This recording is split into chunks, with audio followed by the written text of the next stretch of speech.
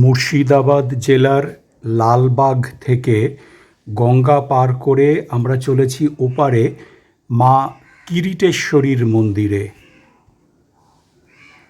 এখন সকালবেলা।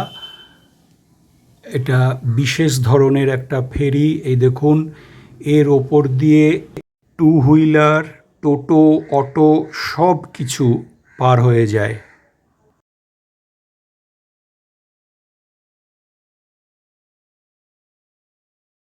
সতীর দেহত্যাগের পরে মায়ের দেহাংশ যেসব স্থানে পড়েছিল সেই স্থানগুলো হলো শক্তিপীঠ, আর যেখানে মায়ের অলঙ্কার পড়েছিল সেই স্থানগুলোকে বলে উপপীঠ। কিরিটেশ্বরীর নাম শুনে বুঝতেই পারছেন এখানে মায়ের কিরিট অর্থাৎ মুকুট পতিত হয়েছিল।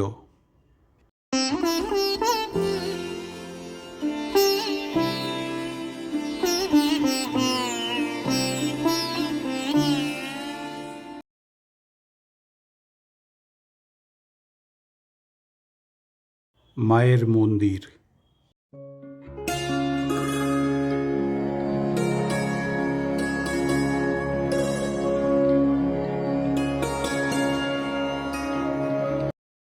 মায়ের গর্ভগৃহ।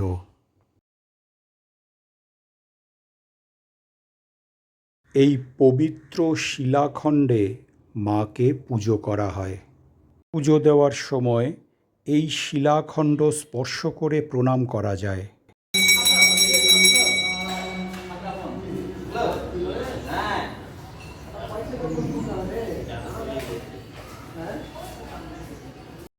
মায়ের মন্দির চত্বরে অনেক শিব মন্দির রয়েছে।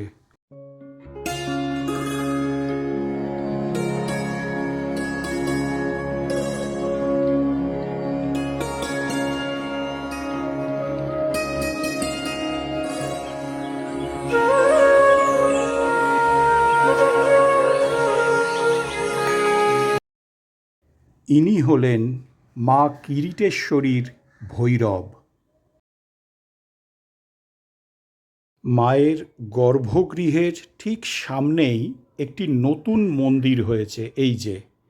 এই মন্দিরে মায়ের মূর্তি স্থাপন করে পুজো করা হয়। এই দেখুন সেই মূর্তি, মায়ের আবক্ষ মূর্তি।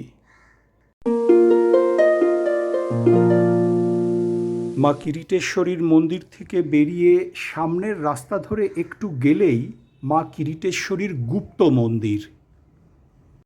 এখানে মায়ের মুকুট পুজো করা হয়। মুর্শিদাবাদে বেড়াতে এলে মায়ের কাছে একবার অন্তত আসবেন, আনন্দ পাবেন।